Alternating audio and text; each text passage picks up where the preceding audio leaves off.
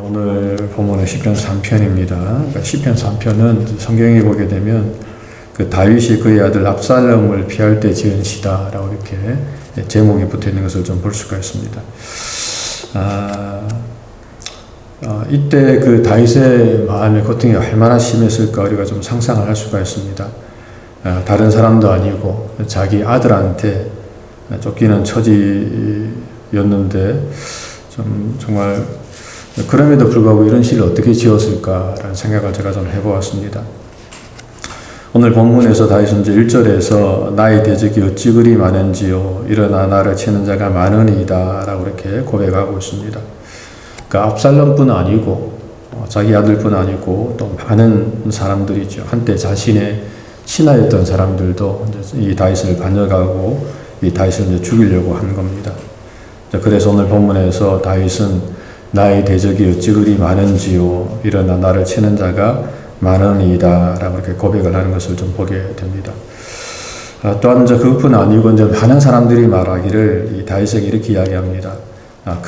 다윗은 하나님께 구원을 받지 못한다 하나이다. 그러니까 이제 다윗은 하나님께 버림을 받았다라고도 이렇게 많은 사람들이 이제 그렇게 입방아를 찍어댔다라고 하는 것입니다.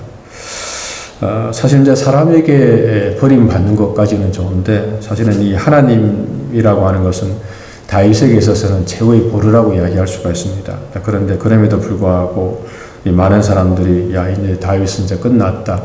다윗은 하나님께도 이제 버림을 받았다라고 이렇게 사람들이 이제 쑥덕거렸다라고 하는 것입니다. 그러므로 인해서 이제 그 말을 들은 이 다윗의 마음이 얼마나 비참했을까 우리가 충분히 생각을 해볼 수가 있습니다. 다른 사람도 아닌 이 아들에게 쫓겨다니는 것도 참 비참한데 자신의 마지막 보루였던 이 하나님께 이 버림을 받았다라고 하는 이 사람의 말을 들었을 때 이 다윗의 마음이 얼마나 힘들었을까라고 우리가 충분히 생각을 해볼 수가 있다라고 하는 것입니다.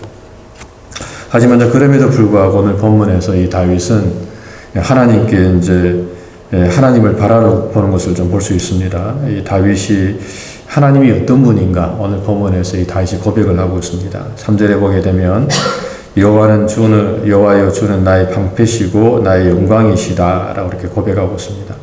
그러니까 그 상황에서도 사람들에게 이제 쫓김을 받고 정말 그 말할 수 없는 정말 이 생사의 기로에 서 있음에도 불구하고 다윗은 주님을 바라보면서 주님은 나의 방패시고 나의 영광이시고 나의 머리를 드시는 자이니이다 라고 이렇게 고백하고 있습니다. 여기서 이제 나의 머리를 드시는 자다라고 하는 것은 이제 그 고개를 들 수 있도록 그러니까 다윗이 지금 고개가 푹 숙여져 있지 않습니까? 물론 이제 그 바세바를 이제 범하고 우리아를 죽인 그 사건으로 인해서 결과적으로 이 다윗이 이러한 고통을 받고 있습니다만은 아무튼 이 다윗의 고개가 숙여졌는데 그 숙여진 고개를 들게 만드시는 분이 바로 하나님이다 라고 이렇게 오늘 본문에서 다윗이 고백하고 있습니다. 그러면서 4절에서도 자신이 하나님께 부르짖을 때에 그 성산에서 응답하시는 분이 바로 하나님이시다 라고 이렇게 고백을 합니다. 또한 5절에서도 내가 누워 자고 깨었으니 여호와께서 나를 붙드심이로다 라고 이렇게 고백하고 있습니다. 다시 말하면 이제 주님께서 붙들어 주심으로 인해서 자신이 누워 자고 또 깰 수도 있다라고 하는 것이죠. 이런 상황에서 사실 이 다윗이 잠이 올까 싶습니다. 정말 이 압살롬에게 쫓겨서 그가 이제 그 예루살렘 궁전을 떠나서 이제 피난을 가는데 그 상황에서도 과연 이 다윗이 잠이 올까라고 우리가 생각해 볼 수가 있는데 하지만 다윗은 고백하기를 하나님께서 나를 붙들어 주심으로 인해서 내가 또 누워 자기도 하고 내가 또 깨었다라고 이렇게 고백을 하고 있습니다. 그러면서 사실 하나님께서 자신과 함께함을 이 다윗이 이렇게 고백을 하고 있는 거죠. 그러면서 6절에서 천만인이 나를 애워사 진친다 하여도 나는 두려워 아니하리로다 라고 이렇게 고백을 하는 것을 좀 보게 됩니다.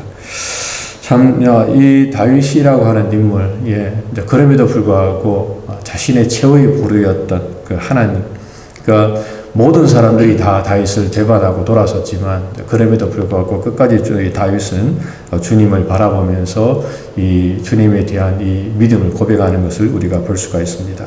그러면서 7절과 8절에서 이 다윗은 또 이제 기도합니다.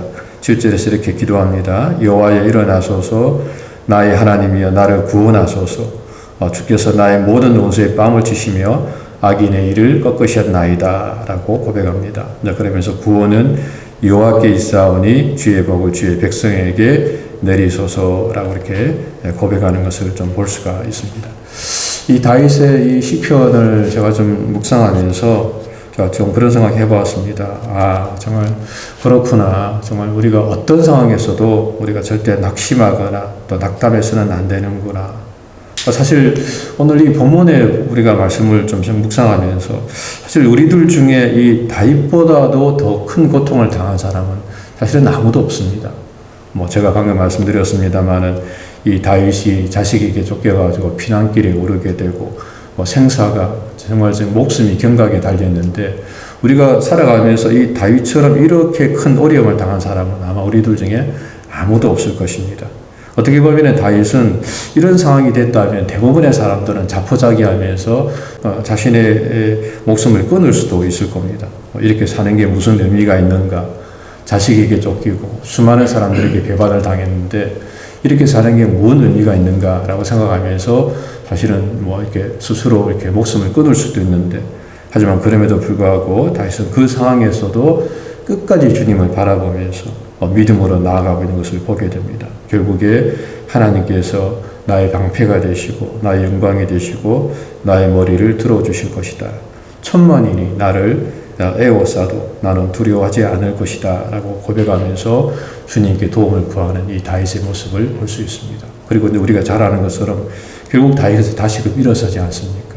이 자식과의 그 싸움에서 압살롬과의 싸움에서 이겨서 다시금 왕위를 회복하고 그리고 또 솔로몬에게 그 왕위를 물려주는 이 다윗의 모습을 볼 수가 있다라고 하는 것입니다. 그런 면에서 사실은 이 다윗은 정말 믿음의 사람이었습니다.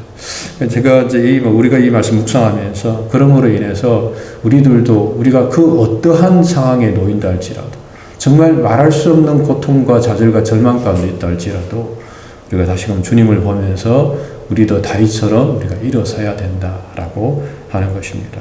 오늘 이 본문의 말씀 우리가 좀 잘 묵상하면서 다윗은 정말 그 상황에서도 다시금 일어섰구나. 그러므로 우리가 어떤 상황에서도 낙담하지 말고 끝까지 주님을 바라봐야 되겠구나 라고 우리가 좀 묵상하면서 오늘도 정말 주님 바라보면서 믿음으로 승리하는 저와 여러분들의 삶이 되시기를 주님의 이름으로 간절히 부탁을 드립니다.